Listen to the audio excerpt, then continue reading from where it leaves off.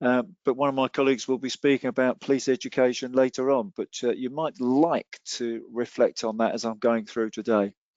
So I'll make a start. I'm going to first of all talk about, as it says on the screen there, the UK concept of operation, or the incident management structure.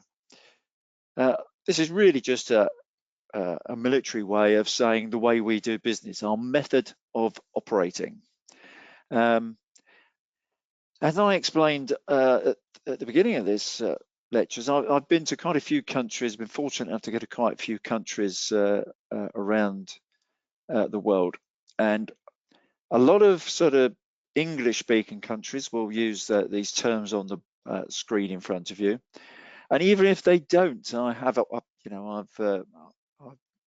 delivered some training to some Chinese colleagues, for example, and although they don't necessarily use these terms, it does describe what they do at each level.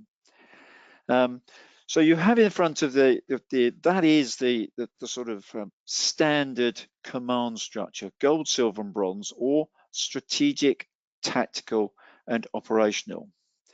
Why the difference? Well, gold, silver, and bronze is, if you like, the old language. It's certainly what I grew up with throughout the police service.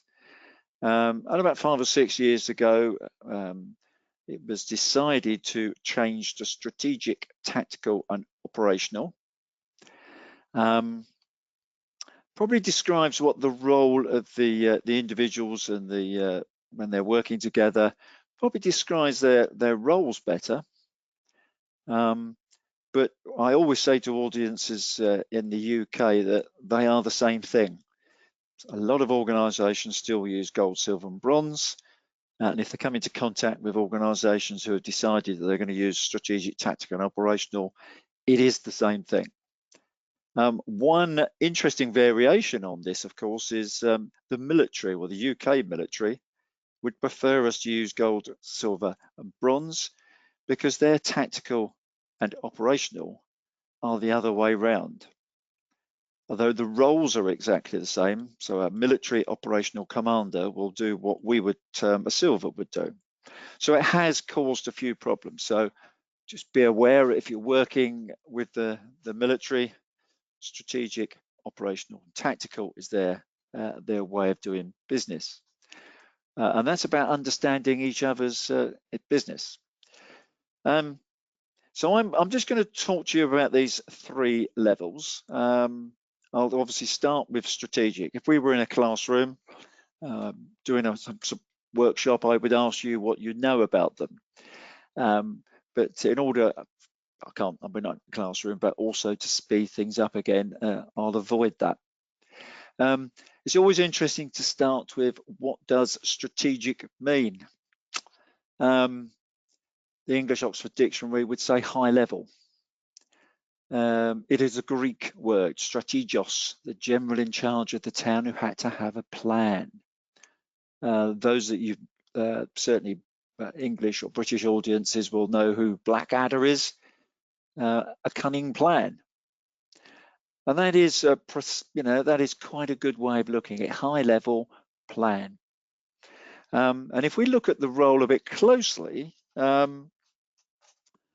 if you like, the gold commander or the strategic commander is accountable and responsible. I would normally ask you, who are they accountable to? If you're ever giving evidence to any form of inquiry, we're accountable to the public, the people.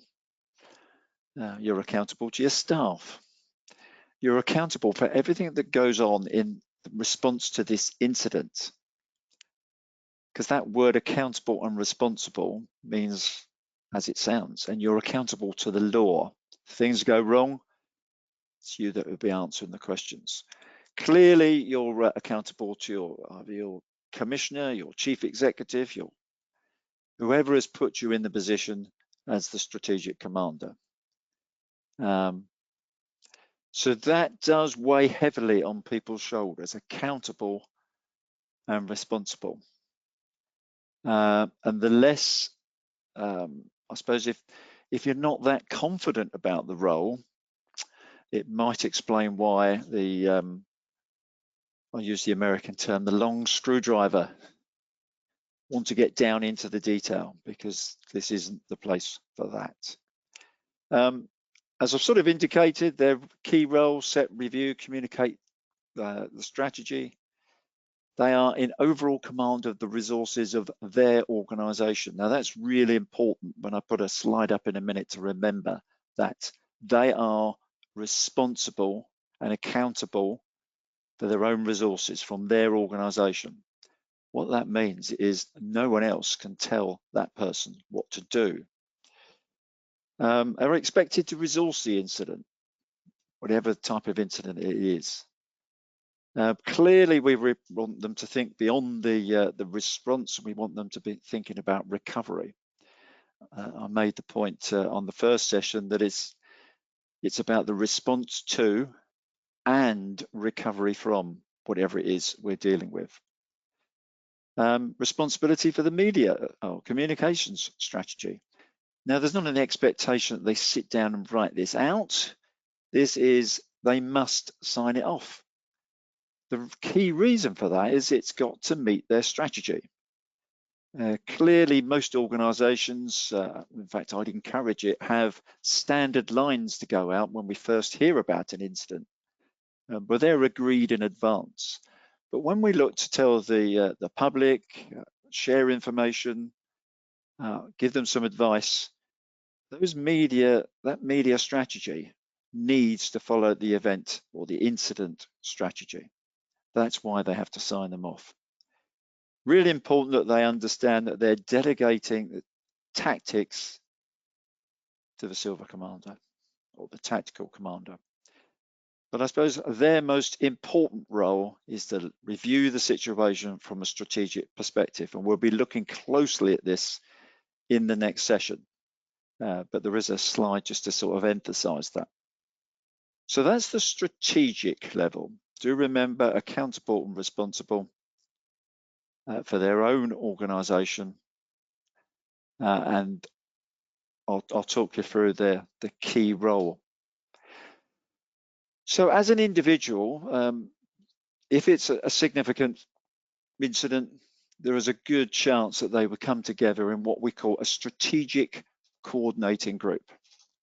Now, this is all the people sitting at this table, apart from the red one there. They're all, if you like, strategic leads for their organization. They are the strategic commander from each organization. And you could have more, you can actually have less, and it can be done online in certain circumstances. But what we've got here is a chair who's chairing this group, because the chair's role is to form a consensus, because each one of these gold commanders has a responsibility for their response to this incident, and they need to agree a way forward.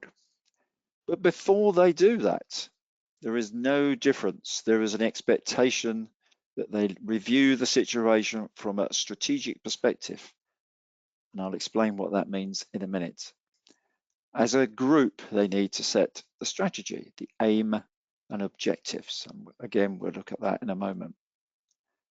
And it's if you imagine you were chairing this organization, this group, it is quite a challenging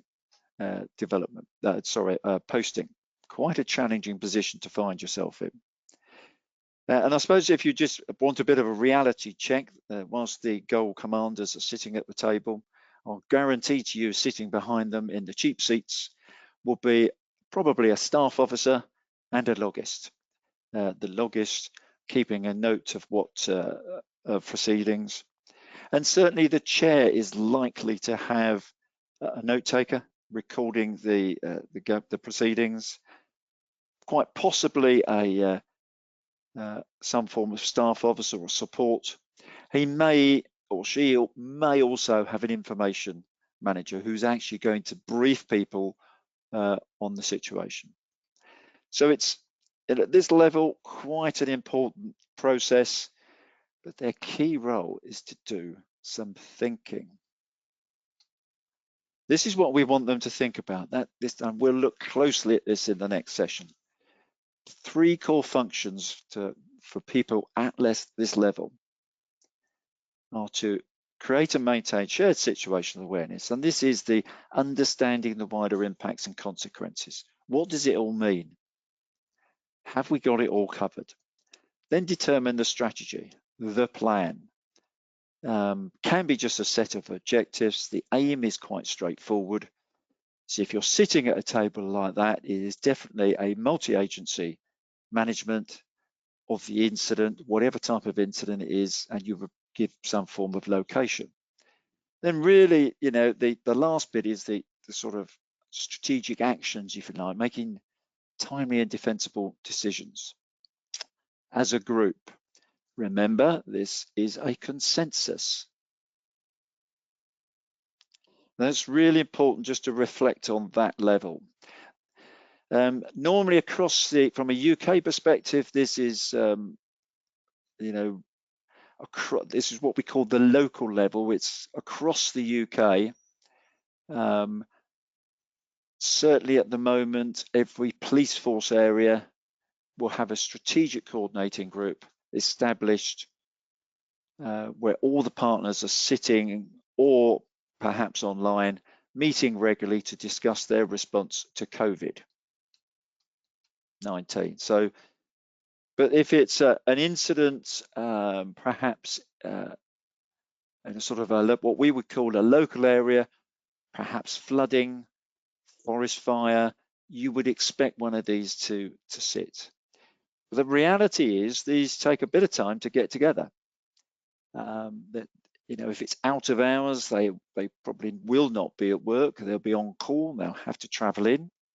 But even during the day, there is a delay from the incident first happening to this group being pulled together, which leaves the onus on the silver or tactical level for the initial response. I'll go through that in a bit more detail in the next session. Now, let's just look at the tactical commander. Their key role is that top right-hand side to monitor and coordinate the activity. What activity is that? Well, on the left-hand side, it talks about a tactical plan to achieve the objectives. If they've got those objectives, remember at the start of the incident, it's probably your tactical commander who will take responsibility for the initial response. Quite often, the strategic level hasn't formed or hasn't actually arrived. But if you remember back to on Monday, the priority is always people. So we know what to do in the first few hours. It's about protecting lives, saving life, preventing further loss of life, reducing harm and suffering to the public. So they develop a tactical plan, just a posh way of saying a series of tasks to achieve each objective. When they do get the strategy, I always encourage them, and the good goal commanders will always understand this. Test the strategy. Confirm you understand it. Is it achievable? Is it proportionate? Do you think it's anything there that you can't achieve? Because it's much better to have that conversation there and then. It has been brought to my attention occasionally that strategic level, develop a strategy and pass it via email to the tactical level without comment, without discussion. Really, is all I'm going to say about that. So when they're developing these tasks, this tactical plan, the tasks are delivered through the next level, the operational or the bronze level. Sometimes if we're planning ahead for an incident that's coming up or perhaps an event, they can consider the strategy with the goal commander. The key to that is it's about understanding both levels, understanding what it is we're trying to achieve. One of the biggest challenges at the silver level, because they tend in the initial phase to be at or near the scene, is not to become personally involved. Because the minute they become personally involved, they're no longer in a position to monitor and coordinate activity. And that's one of the biggest challenges about being on the scene. And actually, it's also their responsibility to consider the best location to achieve their role. If it's a small incident, at or near the scene is fine, but the bigger it gets or the more complex it becomes, you've got to reflect on, am I in the best position to monitor and coordinate the activity? And in the bottom left there, report on progress of the situation to the strategic level. And that might be into the strategic command, or it could be into the strategic coordinating group. Again, they have a coordinating group. They could be working with other agencies. If you think in terms of flooding, you could have local authority, environment agency, ambulance, fire, health, just working together to sort of coordinate their response and monitoring what's going on. You reflect back to that first slide, there was a picture of just that. So that's the tactical level. This is really just a repeat of the earlier slide, but it's just to emphasize. And here is really what they're trying to achieve. There's on the left-hand side some strategic objectives. I'll just emphasize to you they are very generic. If you're writing something like this, the advice is always to make it talk to your local community. So by putting some words in about, say, if you're going to provide support to those affected in the area of, or the communities of, actually, make it sound like it, because it's a message to them, because this will be released to the media and they want to see it, that you're talking about them, because these are the people who are impacted. What we haven't got on this slide, of course, is the aim, but the aim is quite straightforward. It's a multi-agency response to the incident at. But there's some objectives there. That if you just think in terms of the Silver's or the tactical role, so he takes, or she takes each line of those objectives and turns them into tasks. And if you just look at the top one there, the humanitarian support, there is a huge range of activities that we would expect our Silver Commander to put in place. The methane is actually a method of reporting from the scene. It's about all these things that be going through their mind. And some of these, certainly when you get down to the bottom, advice to the public, if you're evacuating, emergency evacuation points, humanitarian assistance center, take time. These things take time to set up, and they will need a bronze or an operational commander, probably from several agencies, to work together to put those in place. So the objective here is to think, so we've got an objective, tactical commanders are developing the tactical plan, a set of tasks to achieve the objective. At this level, this is that document I've mentioned a few times, the Joint Doctrine Interoperability Framework, the Joint Emergency Services Interoperability Plan. This is JESIP. Quite a good document. If you haven't seen it, it is available online. If you just type in JESIP, you will be taken to a site, and there's lots and lots of material. But the principles of joint working across the UK are based on this template. And this is, don't forget what I said on Monday, all agencies. So co-locate, single, safe, easily identified location. This is, your Silver Commander going to the scene. Communicate using plain English, i.e. no acronyms or abbreviations. Coordinate, they will agree a lead service, and that simply is to speed the process up. If you're dealing with a fire, the fire service will take the lead. If you're dealing with terrorism, you'll find the police would take the lead. But it's just to take the lead in managing the on-site meeting. What should happen, based on the risk assessment for that area, they would have agreed who was going to take the lead for all the identifiable incidents. And if there's any confusion, they'll have a quick discussion.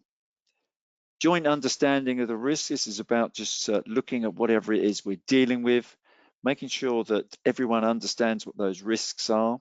Different people or different organizations may have a different perspective on them. And then, of course, control measures. And if you just think burning building, perhaps cars parked nearby, potential for the cars to explode, have we moved people back far enough? Do we need to think about moving the public and staff further back to avoid any injuries? It's that level of thinking. The methane report there is, as I say, the standard way of sending a message or sharing information and sending a message back to control room based on the incident. And just for clarity, it stands for major incident, exact location, type of incident, hazards, which is really important, access, best way in, best way out, routes, number and types of casualties, and emergency responder agencies required. So, for example, if you've got a fire and there's gas involved, you're going to want the gas board or the gas company to turn the gas off. So you send them this message, you make the request. This is how it's done. And they'll use that template for their first 1 or 2 meetings. And the joint decision-making model is this next slide. And really, across the UK, and I know in a number of other countries, certainly for tactical operational decision-making, this works extremely well. And it should reflect the way we work. Notice the way the arrows go. So gather information, what are the risks, what are we trying to achieve? It's the bit in the middle. Powers, policies and procedures, identify options and contingencies, take action. Suppose if I was honest, in the distant past, gather information, take action. But what we found is this encourages our staff to write things down. If you have a template that is designed around this, you can start just to make sure. So gather the info. This is what we know. This is what we're trying to achieve. The risks I see are powers and policies. Have we got a power to enter this premises? If there's life at risk, the answer is yes. Lots of different legislation, but the common law helps us. But it's just making sure that we're working within the law and we're not developing problems for ourselves in the future. What options and contingencies we got? There could be some choices here. Certainly in the multi-agency environment, there'll be some options and contingencies available. Discuss them, which is the best one, take action and review what happened. That is a very quick summary of the joint decision-making model. Some people use it at the strategic level as a guidance. I have no problem with that. There are some challenges, but at that level, we try to explain to them what the challenges are. As I've said, first priority is always about save life, prevent further loss of life, reducing harm and suffering, which actually, if you think of the role of the tactical commander, probably hasn't got any objectives set by his strategic commander, but principally, this is what they're doing when they arrive on the scene. That is their priority. Finally, the bronze or operational level, this is where the hands-on work, usually at the site, certainly to start with at the site or at the scene, or managing the people doing the hands-on work. They're going to make an initial assessment of the situation because they're there and they'll be requesting resources. They may declare this as a major incident because they're at the scene. They will do a dynamic risk assessment, which is actually one of the protections for the strategic level, whereas I've said they're accountable and responsible for everything and everybody. There is a expectation that normal rules apply, if you like. So if you're deploying staff, their health, safety and welfare must be taken into consideration. So you don't deploy people to dangerous situations unless they're trained to do so, which is a protection for the strategic level. And they will control and deploy resources for functional and geographic areas. And obviously update the tactical commander.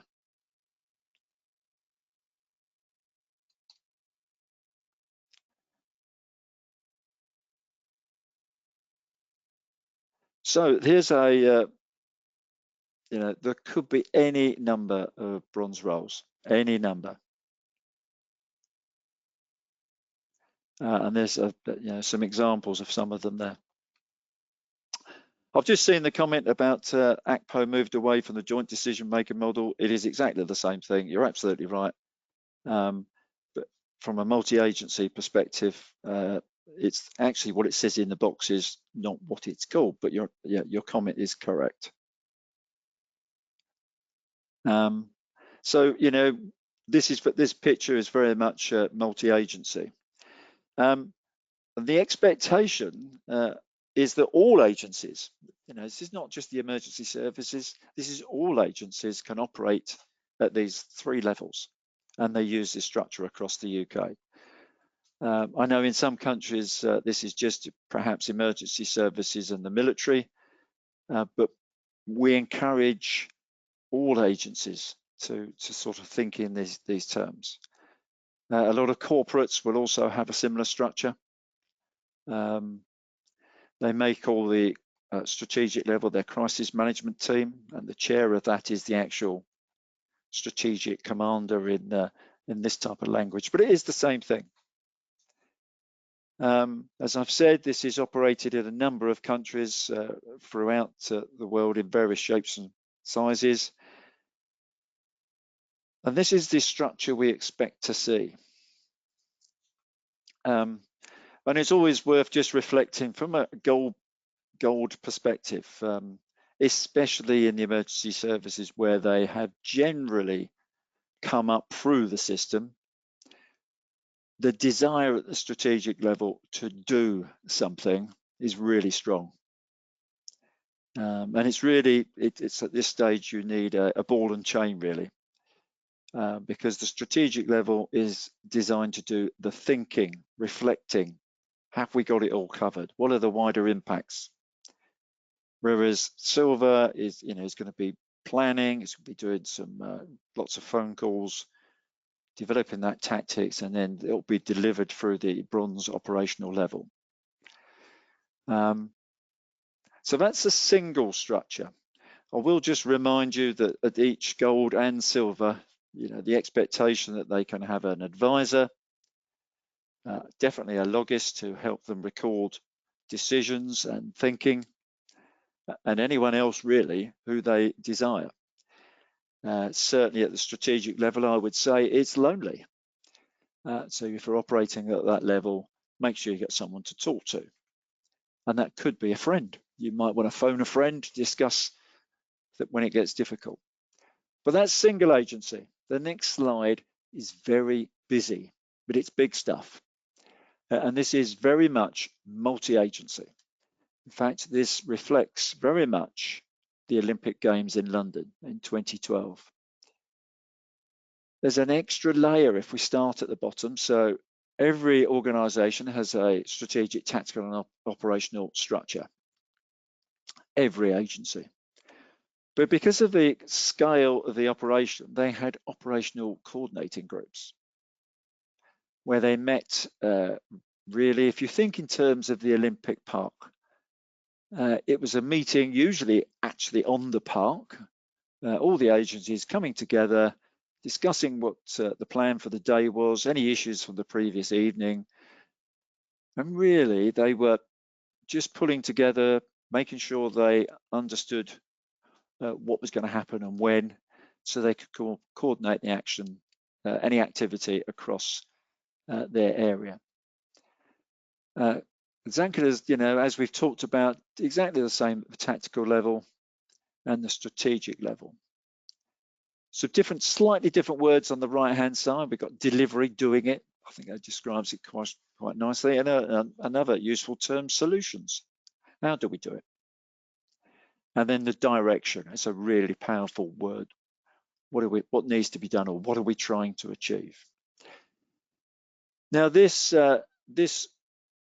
also includes COBRA, Cabinet Office Briefing Rooms. This is where we engage national government in decision making around really big emergencies, and that has to include COVID-19. It's worth just pointing out that every government department has, if you like, a mini COBRA, a crisis management cell, and they all do the same thing. So if you think in terms of COBRA, they're expected to have a national strategic situational, shared situational awareness, understand what the situation is nationally, understand the wider impacts and consequences. They're expected to set the national strategic direction, set of objectives. What are we trying to achieve? And then really it's about coordinating across government. Legally in the UK, the delivery is done at that local level, the strategic coordinating groups, unless they declare a national emergency under the Civil Contingencies Act, which they didn't use for COVID-19. And it'll be a really good question, which I cannot answer as yet, as to why not, because they passed regulations under the Public Health Act of 1984. Which in effect made our Prime Minister responsible for England. Now, if you're listening to this abroad, you'd sort of start scratching your head at this time because the Prime Minister is the Prime Minister of the United Kingdom, but he's not directing the response across the United Kingdom at the current time. Whereas if he'd have declared a national emergency under the Civil Contingencies Act, he would have been responsible across the UK. Now, I may have just answered my question, responsible for the activity across the UK. That may be why they decided to use regulation in order that Scotland, Wales and Northern Ireland could set their own agenda. Because the word accountable and responsible, when you talk in terms of ministers, is not a term they're used to dealing with. I'll leave you to reflect on that, and if it raises any questions, that's good. The important thing to remember is the process that sits behind national strategic shared situational awareness, the strategy and actually the actions, because it is exactly the same at COBRA, all the government departments, and at the strategic level. We have a process that we follow or should be following in order to do that.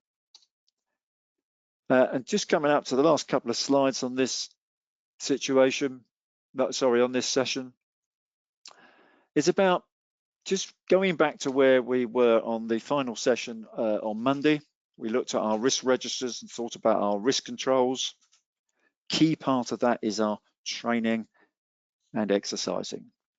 So it's just to sort of say to you, we need to build our capability, skills and capability at the strategic and tactical level. We know or should know what those risks are. And when we're looking at our risk controls, have we trained our staff? Are they prepared?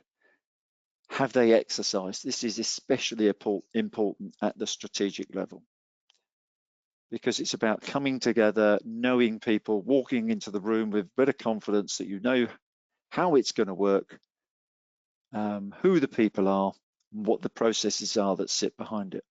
Has it been tested? Does it work? Validated? And it's a really important, this training exercise is really important. And if we just use the mnemonic from the Olympic Games, it was sort of walk slowly, doing all, training exercise at a nice slow pace, make sure everyone understood. Walk, then run, bit of pace, but not too fast. Make sure everyone was still on board. So walk, run, sprint. Then there's some real testing exercises in the few months leading up to it to make sure that we were match fit. So that's quite a good way of looking at this. That was just for one event.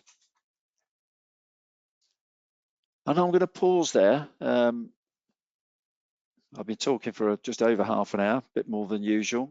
Really important subject. Have you got any questions? Oh, Karen, have you got any questions? So we had a question a little bit further back from Bob. In achieving consensus, do different organisations have primacy at different times as the incident progresses? You can. The answer to that is yes. You could. You know, if you're dealing with something like a let's just keep it simple. Something like flooding. It's not specifically a single organisation, but the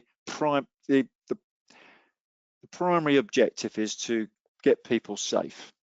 And you could argue that police, fire, ambulance, local authority are the key agencies there, working quite closely together. But at the strategic level, it is the consensus, and that's where the chair of that organisation earns his or her money, because you know it's just about making sure that that's understood. But the detail of that will be very much at the tactical level, that tactical coordinating group, where it is likely that probably the emergency service is going to take the lead in getting that, or in managing that sort of rescue, getting people to safety issue.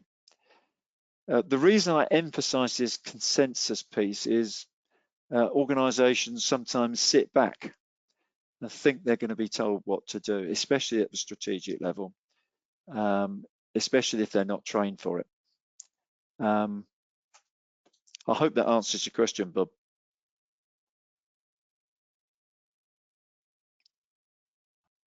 Okay, so we've got one more question, and then I'd just like to open up to our international guests just to see how what you've said in the first part of this session resonates with what they do in country. And if they would like to comment and put their hand up, we can activate the microphone. But I'll just ask a quick question that's appeared. So does the national decision, the NDA model, apply to live terrorism cases, i.e. Westminster, especially where immediate action may negate time required for strategic level aims? Can you just answer that? Yes, it does. You've always got to remember, you know, if you think in terms of that Westminster attack, it was over, or started and finished, I think it was 11 minutes. The strategic group are not going to be in a position to give direction. The clear objective there is to save life, prevent further loss of life, common law principles. All the responding agencies and the wider, you know, responders understand that. So their actions are about preventing further loss of life, or preventing loss of life, preventing further loss of life. And if you just think through, you know, you could be responding to this information you've received. It's going to be scant. You're not going to know very much. People have been injured, perhaps seriously injured. Reports of someone with a gun, perhaps, or, you know, chaotic. But you're still going through that process. So what are we trying to achieve? Save people's lives. Have we got any contingency plan? Armed officers are coming to the scene. Or actually some of them are at the scene, but others are responding to the scene. You know, you very quickly go through that cycle. Options and contingencies, primarily it's about securing, closing down, identifying a suspect, and then it's take action. And it's actually how they'll write it down. Their notes will follow that principle. So yes, it does apply, but I'll guarantee I'll be very surprised to find anyone at the strategic level has any input to it whatsoever. It is almost a, you know, it's happening, we're responding, and they'll deal with the aftermath.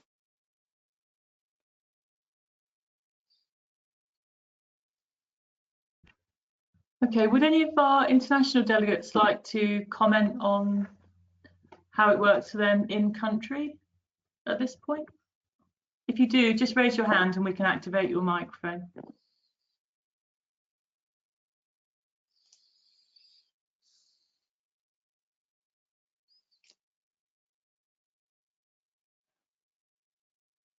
Perhaps I'll just add there, if you've got any questions later on, because you might like to reflect on it, don't hesitate to ping us an email and we can reply.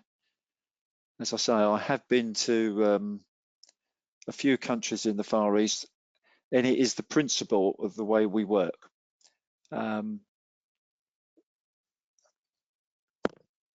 Roger, I think they're shy. So I've got one more question. How can you encourage organisations, especially the smaller ones, to regularly test and exercise? Yes, that's a real challenge, and I think it actually needs top-level buy-in. I was always lucky. I had people like Bob Broadhurst who understood the importance of us exercising internally and more appropriately with other partners. But it does need the perhaps, you know, if you've got a small organisation, the chief exec level, chief officer level, to say this is important. Now, the way that's often presented to them, you know, using that risk assessment, this is what we could be facing. This is what we think we should be doing about it, but we need to test that. Is it going to work? And we also need to make sure that people understand what their roles are. So it is about, at that high level, people understanding the risks that are out there and what their organisation may have to counter for. And you know, you can look at it from a business perspective. You know, if you're a business in centre of London, centre of any city actually, and or a western city, COVID-19 comes along. You know, had we thought it through? Home working is now the thing. What are the implications? You know, just thinking through. A lot of organisations, they tested it with their business continuity arrangements. They tested home working. They knew what the issues were and they knew how to resolve them. But of course, that needs buy-in at the executive level. I hope that's enough.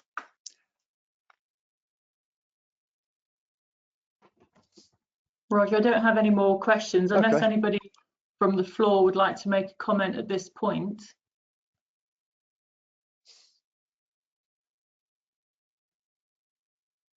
Okay, if not, I'll just a 5-minute comfort break. I'll start again at, should we say 9:51? That's 5 minutes. This is a comfort break. Just stretch your legs, and I'll start again on the next session, which is on the screen in front of you. So 5 minutes, 9:51. I'll start again.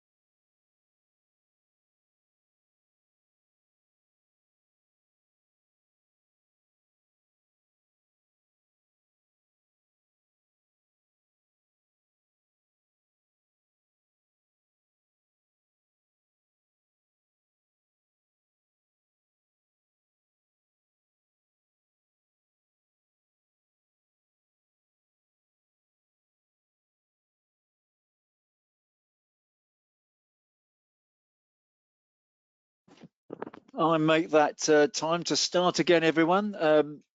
It's interesting to see a few comments coming through on the screen. So before I move on, just a plea really to our international colleagues, you know, feel free to speak, disagree, comment. It'd be useful to hear from you.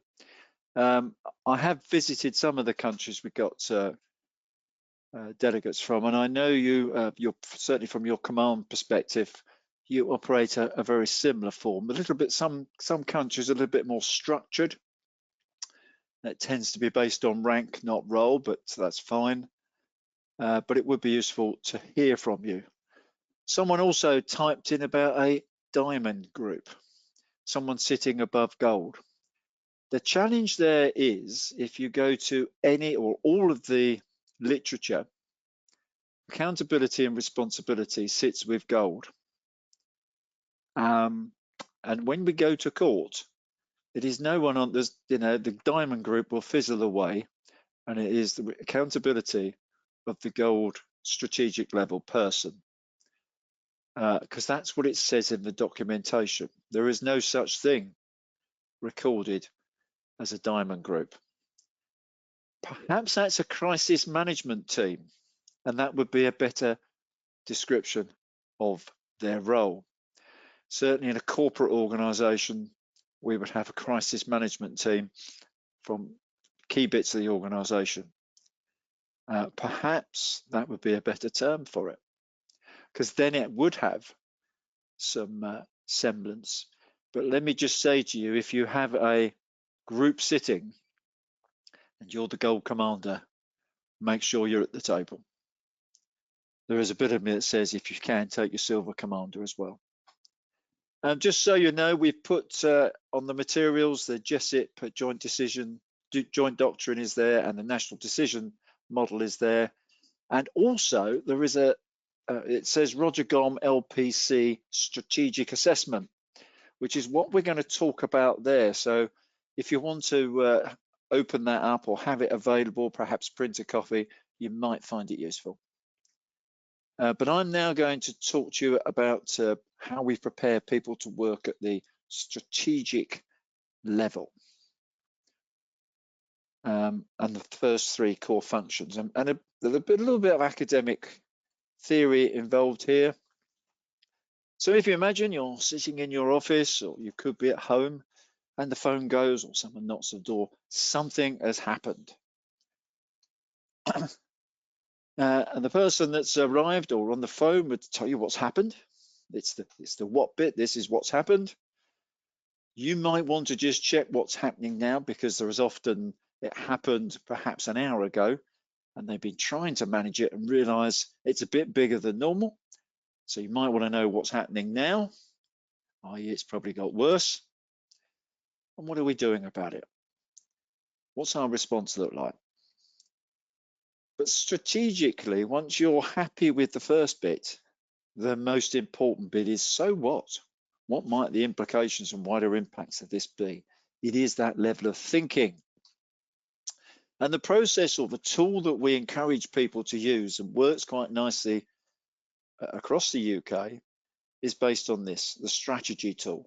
Situation, direction, action. Situation, establishing what has happened and what it means. I'll talk a bit more about situational awareness and situational analysis in a second. The direction, that's the strategy. That's a powerful word, direction. What is it we're trying to achieve? Aim and objectives, or just a series of objectives. And then the actions at the strategic level. And remember, it is really important that they think in terms of the response to and recovery from at the start. And let's just unpick this a little bit. Situational awareness, what do we mean? Those at the from an academic perspective, I like Ensley's work, ENDSLEY. We can put that on the materials for you, but there's a lot of his work online. And he talks about the three levels as here.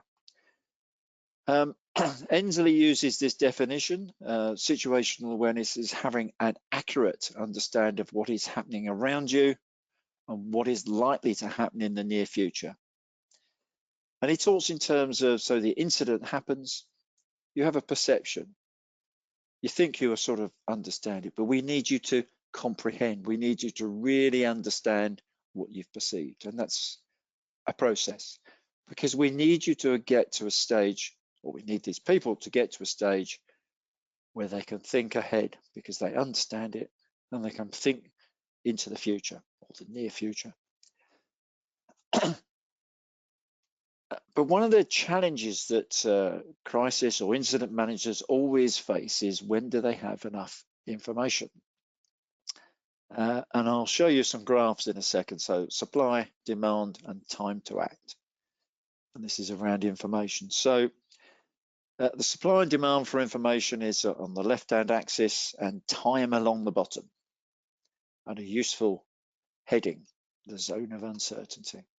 So the incident first happens at the bottom left-hand corner there. As you can imagine, or some of you will recognize this, I feel sure, the demand for information is immense. Everybody wants to know everything. Some bad news for you. The available information is somewhere down there. And that gap in the middle is where we've got to assess the situation. We've got to develop the strategy. The people responding to this incident are also making decisions in that area. Imprecise, or at times haven't got enough information. And this is real life stuff, the zone of uncertainty, that bit in there. And this is where critical decisions have been made or will be made, but it's also where the strategic level are assessing the situation and developing the aim and objectives. Now, you've got to be of a certain age group to recognize the non-academic quote down the bottom. Messrs. Jagger and Richards, Mick Jagger and Keith Richards, 1967. You can't always get what you want. It goes on to say, but if you try hard enough, you sometimes do. So do remember, it's a non-academic quote for those academic institutions, but I think it's a useful sort of reflection on that zone of greatest uncertainty. That's where the decisions are being made. And if you just think back to the national decision-making model, that's why we use it, because we're in a zone of uncertainty. We haven't got all the information. Of course, afterwards, at the public inquiry, the hearing, the court case, all the information is available to you. Perhaps that suggests a reason for making sure we write it down. So at this time, this is what I knew. That's where that logist is so important. So when we look at the assessing the situation, this is a tool we use in the UK, taught across all the agencies, developed from the military battlefield assessment. And it helps us to reflect on the situation, its wider context. It's looking at the bigger picture. There's some questions there. So scale, duration, impact. The first one, scale. This is geography. How big? How far might this thing, this incident, extend? And that's not just the area of the incident, that's the wider impacts and consequences. And it's a case of writing them down. You know, we would always say, don't write it in it's 200 acres or 400 hectares or 200 square miles. Write it down in language that people understand. You know, it's southwest London, it's London. It's Sydney or Western Australia, or you know, Eastern Australia. It's terms like that, so people can immediately recognise it. How long or duration? How long is it going to last? There's two ways of doing this. You can look at the acute, chronic, and legacy, or my preference is the response and recovery phase. How long are we going to be in the response mode, mitigating the impact of the incident, getting things stabilized? How long's the recovery going to last? By writing it down, it usually makes people sit up and think, because I'll guarantee to you the response phase, I think you can still see me, is this sort of length. It's the recovery phase, goes on and on and on.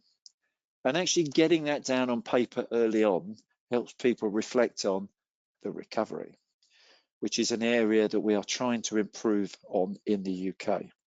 I think, our planning for the recovery. Then the impacts, doing what to whom and where. It's often easy to spot the initial, the initial impacts or consequences, but it's getting to the deeper analysis, understanding the wider impacts. And we're going to be doing this over the next few days. But just as an example, I'll start to sort of show you by looking at the 7th of July 2005 terrorist attacks on London. Those that you know, this is initially we thought 7, 8 or 9 different incidents on the underground network. The reality was there was 3 underground trains with bombs on them. Double-decker bus also detonated, bomb on a bus detonated. And we had multiple casualties. We were expecting a lot more fatalities, multiple crime scenes. Transport network was closed. So the underground set network was closed. Buses came off the streets. The taxi drivers withdrew themselves.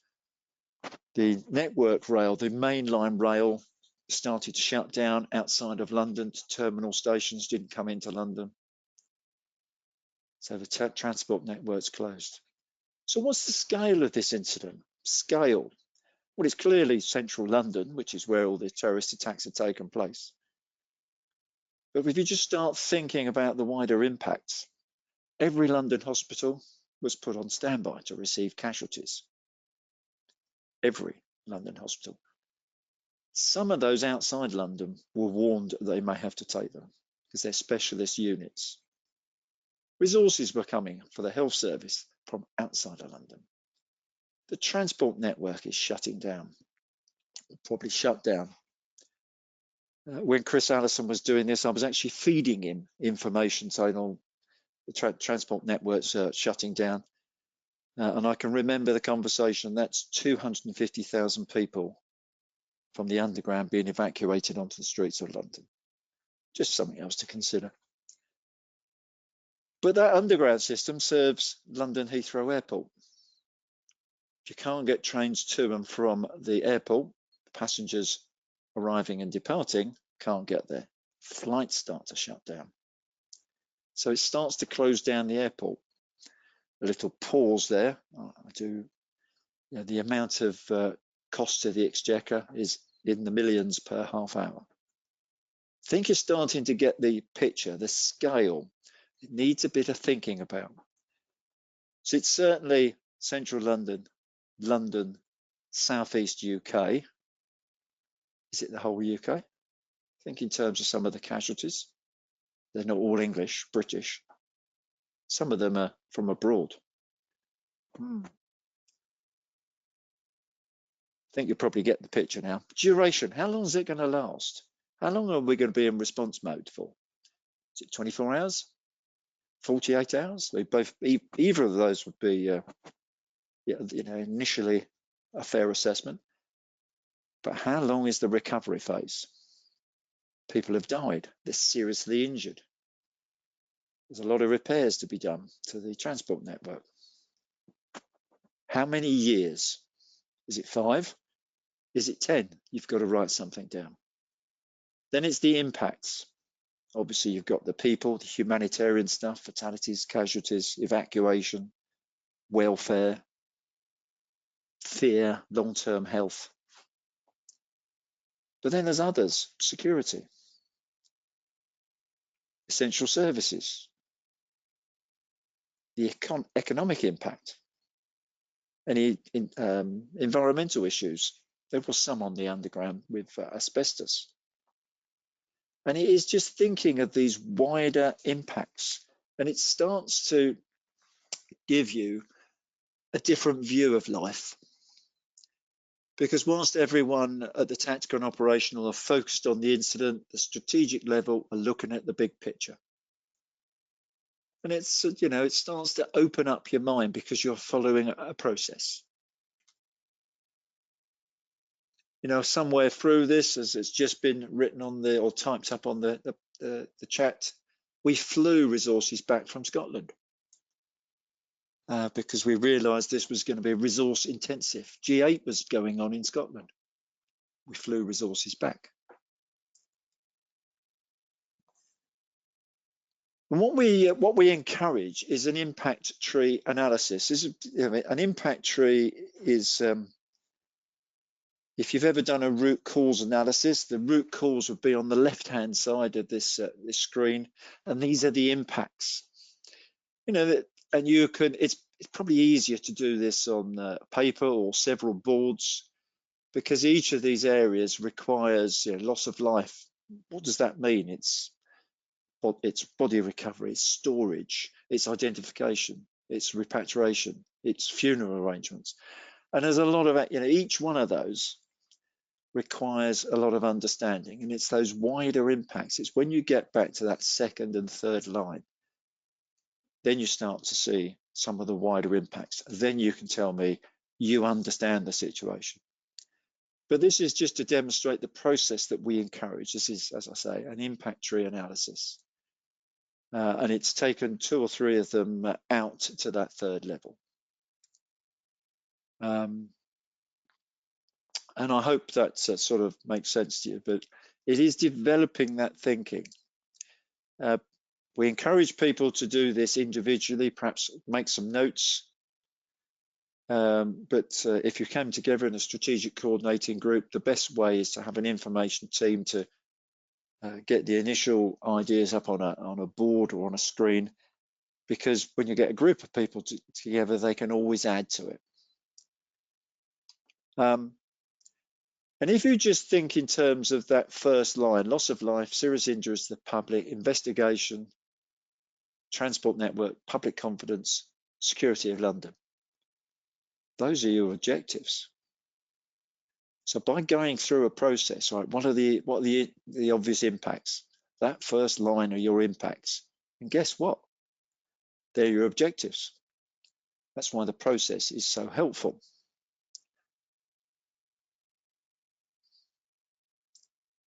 So there's, you know, that's how it is done, and it's quite a straightforward process.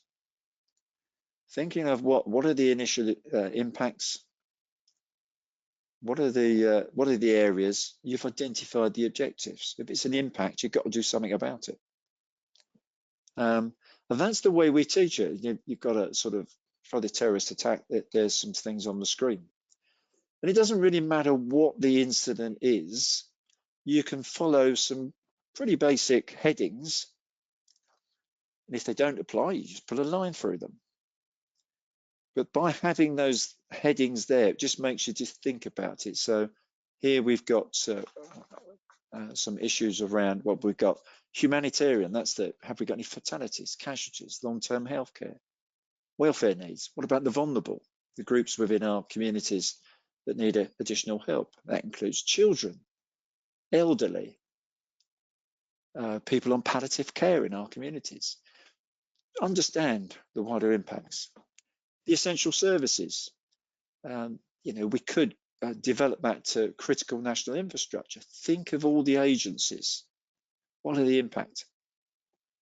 If they're responding to this incident, it might have an impact on the emergency services ability to respond to 999 or emergency calls. What are the wider impacts? But what about food deliveries? What's the impact on local government? Gas, water, electricity, etc., etc. Community safety, some headings there for you to think about. The economic impact, infrastructure, environment. Now you have 4 headings there which are very much long-term recovery issues: humanitarian, economic, infrastructure, and environment. Those issues are here now at the start of an incident, and they will be with us for many, many months afterwards, and sometimes years. But by emphasizing them at the start of the incident or thinking about them early on, there is often something we can do about the recovery issues because we understand them during the response phase, which is, if I'm honest, one of the failings in the UK. We tend to think in terms of response full stop, then we'll worry about the recovery. And we're trying to improve that by this type of approach. And do spot the thing down the comment down the bottom. You know, any one of these can have the ability to impact on reputation, both negatively and positively. If we get it right, it's positive. So that's how we identify the situation, we understand the situation, then we've got to look at the strategy. As I've said to you, it's a series of objectives. Those objectives you've probably identified in your impact analysis. So if these are the headings you've come up in that first line, you just need to develop some objectives based around them. And that's, you know, a plan of action for each area, which leads quite nicely onto the action at the strategic level.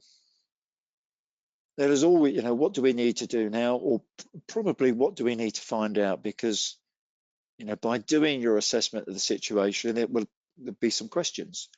What's our mortuary capacity? You know, do we need to open the resilience mortuaries? You know, that's, you know, basically putting up tents. Have we got enough capacity?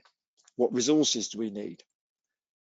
And they're very much multi-agency, very much multi-agency. What might we need to do next? Communicate. What do we need to say to the public? Warn and inform them.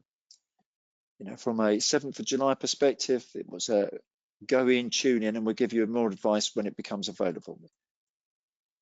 What might we need to do in the future?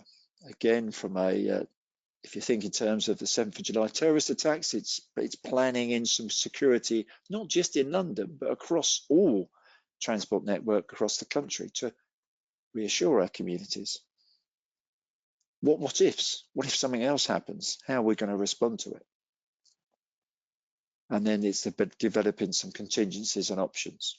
But all these at the strategic level, one of my concerns around the word action, that doesn't mean they can dive down into tactical and operational stuff. This is staying strategic. So situation, direction, action, the action at the strategic level. Just to make the point, I've mentioned this a few times. Some of you may recognise Mark Scoggins there, eminent barrister, loosely described personal friend. He has the ability to ask those questions. If you imagine that you're the strategic lead, at some point in the future, there will be some form of court case, inquiry, etc., etc. Could even be a civil case. And as the strategic lead for your organisation, you are the first witness to give evidence, or should be the first witness to give evidence. They've turned that around at some of the recent public inquiries by getting the staff at the operational end of the business to give evidence first in order that they have a picture or other evidence they can then ask the strategic level about. But general terms, they tend to want the strategic level in first. And the comment there from Mark, as if it's not recorded, it didn't happen. And if you go to all the documents, all the doctrine, it talks about one of the key roles for the strategic level: assess the situation from a strategic perspective, understand the wider impacts and consequences. If it's not recorded, it didn't happen. Or as he says there, you have a great deal of difficulty establishing it did in the way you said. So it is about getting it written down. Now that can be written down in a notebook if you're by yourself, just writing out the scale, duration, impact. If you've downloaded that short document, you could write it on something like this. Or it could be up on the screen. I personally prefer it up on the wall, as you can see here. This is an exercise for heavy snow hitting. I think it was, it's heavy snow hitting the UK. If you live in the UK, you'll understand how it always brings us to a standstill. Some countries across Europe can never understand this, but we're not very well prepared for heavy snow. And this was an exercise at the London Borough. And you can see there, I think you could probably read that scale. It's Camden and Islington, it's London, it's the UK. It's actually hitting other countries as well. Duration, they put 7 days, recovery 14 days. They're expecting loss of life. This was actually before the incident happens. They're expecting loss of life. It's going to impact on healthcare, transport, social disruption, reputations, and there was concern around buildings and to a lesser degree utilities. Those impacts became their objectives, but more importantly, the next 6 sheets there delve into the detail. Now, if you imagine this is up on the wall and in you come and you know what you're looking at, you can brief very quickly from this. In fact, it is also used to brief perhaps the chief exec, or the, from a policing perspective, the chief officer, to give them a quick brief on the implications and wider impacts, so they really start to understand it. And that's the outline of your situation report, because there's a lot of issues in there.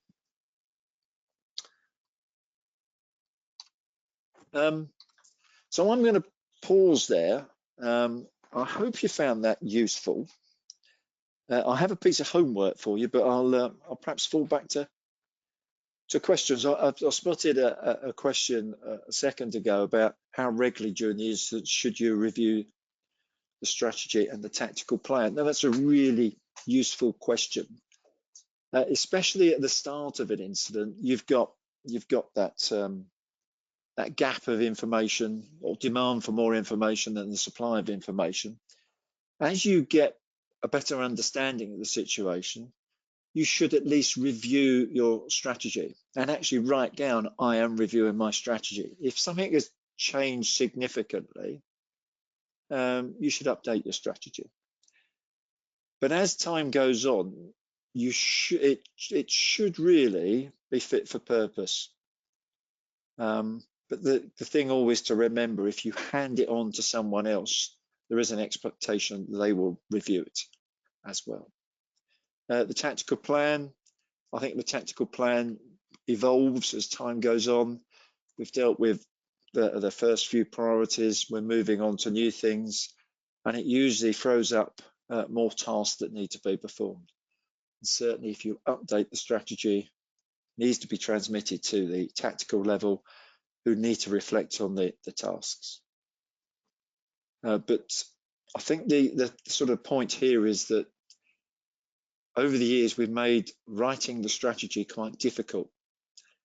The screen I'm looking at now, or we're all looking at now, I can see the objectives. It's those impacts. Right. Any questions, Karen? Did anything come through as I was talking? Yeah, there was an observation. I wanted to just take you back to supply and demand of information, which you've just touched on again. Comment was made that it's bizarre that when information is freely available, the demand for info falls. And is that, linked to information overload and people lose focus? I mean, yes, I think that's a fair comment. There's a lot more to this managing the information. In fact, this, if I had more time, I'd spend a bit more time. Yes, there becomes a time when you could have too much information available to you, but actually what is really required is an information management team, whether it's at the strategic coordinating group, preferably, where they're keeping they're continuously updating the information. And I could draw some lines on this graph where it crosses the available and the demand. A good information management team might be able to move that to the left a bit to reduce the time, because they They are seeking the information. And by training and exercising the team, we might be able to shorten the time, the actual time before we've got all the information. Because it's not until that point that you could argue you're making informed decisions.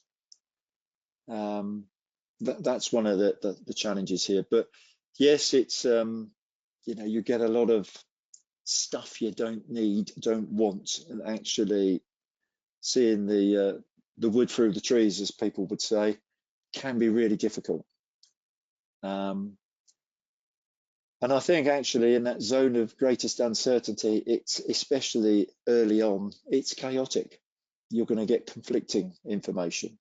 You don't really know what it is you're dealing with. I glibly mentioned the 7th of July. We thought we had 7, 8, 9 different incidents on the underground network. No, we didn't. We had 3. But I'm sure you can imagine that smoke, people distressed at different locations, at railway stations. I can remember looking at the pictures of Aldgate. A lot of response going in at Aldgate, but there was distressed people at Liverpool Street and Moorgate. They're about a quarter of a mile away. But just think it through, I think you understand. So did we have another incident at Liverpool Street and Aldgate? No, we didn't. We had to have some policing and emergency service response there. So it's strategically, it's about thinking about it. Tactically, it's about responding to what you think is there, and it is a real challenging situation, and it is chaotic. Probably gone on a bit too much about that, Karen. Anything else? No, well, there's a couple of questions. Just following on from that, Paul from Police Academy in Cambodia just asked, is informative decision making based on the availability of information or the demand for information? What do you think? Well, I think the point for me is until you've got what we would talk, I mean, this is quite simplistic, this diagram, and we could spend a bit more time on it. Until you've got all the available information, you're not actually making informed decisions. You're making it, you are always making an assessment until that point. But even after you've got all the information, unless it's presented in such a way that you can understand it and you've got that picture, it's still not an informed decision. That's where that information team, if I had my time again, I'd invest heavily in an information team, because the way they present the material to you and our reliance upon them is so important. And that's why that training exercises of the information team is so important to commanders at both, I'm going to say strategic, tactical, and probably operational, but certainly strategic and tactical level. But simplistically, you can't be making informed decisions early on because you haven't got all the information. So there is some judgment involved. I would just add, perhaps, in the, when we're talking about situational awareness, experience matters. You've dealt with something similar before, and that experience can be operational. It can be developed through training and exercising. And that's your command capability. It can be developed to make you a better decision maker or more confident in this area. And that's why it doesn't suit everybody. Get good detectives, get good accountants, get good communicators. Doesn't mean they're going to be a good crisis manager. In fact, the honest senior leaders have often come forward and said, I don't think I could do what you do. And I'm sure Bob Broadhurst and others will recognize that. It does not suit everybody. And it is very lonely in there at times as well. It might generate a bit of thought. Johnny, we're just going to unmute Johnny just to ask him to ask his question, just to make his question a little clearer. Okay. Johnny, would you like to? Thank you. Yeah, the question that I'm asking is basically looking at this zone of uncertainty. and the lines showing availability of information and demand for information, does that suggest that the best time really for that decision maker to make that decision is where the crossover line is? If only you could wait that long. Yeah, that's. I mean, it's the reality is all the way through that available information. You know, in that zone, decisions must be made, are being made. Which is, if you think perhaps tactically and operationally, they will make them based on the available information, and they'll use that national decision-making model to think it through, which emphasises the importance of writing it down. What I know at this time is, see the risk, what we're trying to achieve, these are our powers and policies, these are the options I can see at the present time, this is our course of action. Strategically, you know, we're asking people to develop a strategy. So what are the objectives in that zone of uncertainty? It won't be perfect, but if you use the template, it's a lot better than sometimes we develop. You know, the ones I see at the moment occasionally could be improved significantly by following a process. You'll recognise, I'm sure, that often, what did we write last time? Or give me the words we used on that incident before. But what I'm saying, to have some areas of impact, if they're there, understand them, and then it sort of points you in the direction of what it is we're trying to achieve, the objectives. Does that make sense? Yes, it does. Thank you very much, Roger. Not a problem. Okay, we're kind of running out of time. I've got one question, and then I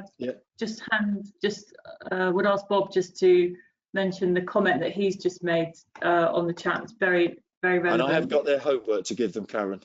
Yes, I know. So I'm going to be very quick. But Rod has raised a really good question around artificial intelligence being used to capture information in advance and to provide information when needed. And are you aware, basically, of any progression in AI to that end?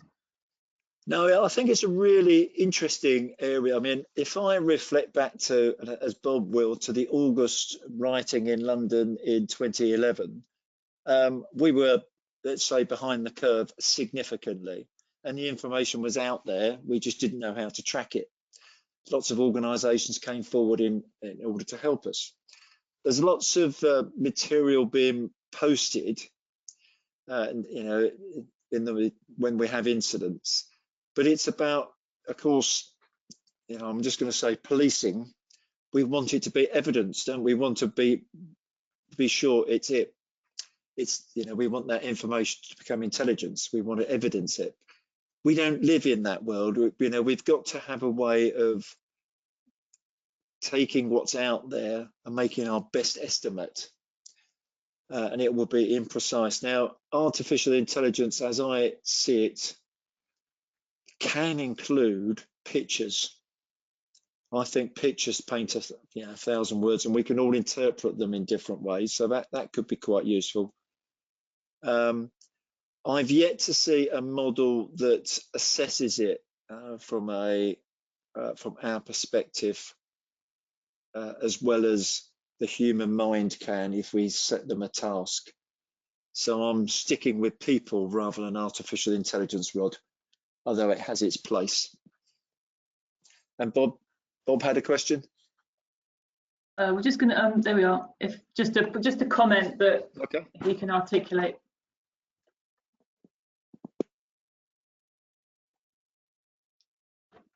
Bob, can you? We've unmuted you. If you'd like to, go ahead. Nope. Okay. I'll read it out. Am I unmuted now? Oh, there you are. Yeah. Thanks for that. Roger, just a very brief comment on your point about it being lonely at the top, regardless of which level of command you're in. For me, the comfort was always everybody we worked with was trained to the same standard and had come through over many years, you know, working together, understanding gold, silver, bronze decision models, impact type assessments, and other organizations that we worked with. That for me was the comfort. And what I would say to anybody is don't be afraid to ask those around you, regardless of rank, role, what do they know? A lot of your advisors, drivers, logists will have been there before. So for me, this work, you are still accountable, but you're not alone in your decision making or your thought making. That's really just the comment I wanted to make. Absolutely, yeah. I concur. Before we finish then, Karen, I'd just like to put the last slide up. I'd like you, if you can, to take that, what it says, that assessment sheet away with you, or print a copy, and just spend 10, 15 minutes reflecting on where you are in your country. Have a look at complete an assessment of the situation. So think about the scale. How long do you think it's going to last, the duration, and what are the wider impacts and consequences? Now, there are some headings on that sheet, if I just try and put it up on the screen. I hope you can see that now. There is, just sort of imagine you're being informed about this. There are some boxes there to sort of help your thinking. Make some notes on it. Make some notes against some of these issues. Now, when we look at the essential services, you might just want to pick a few out: government, national, local. What's the impact? You may have to write on another sheet of paper. Now, these are there just to sort of jog your mind, get you thinking. If you want to add anything, please do. If you want to use other piece of paper, please do. Then see if you can come up with a strategy. Very much up to you, but it would be helpful if you could do that in advance of the last session on Friday, because I'd like to sort of develop an assessment of the COVID-19 internationally, if you like, with you online. That's it for me, Karen.